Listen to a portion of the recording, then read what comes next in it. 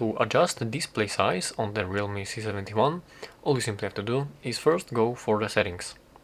From here, you'd like to go for the display and brightness, and as you are there, scroll all the way down and you'll be able to find the display size settings. So let's move in there, and here you can find 3 different sizes: small one, standard and large.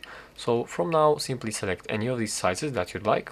I will select this one, and now to apply these changes you have to kind of like press this button, and as you press it, it will change the display size right here, but it's probably just for now.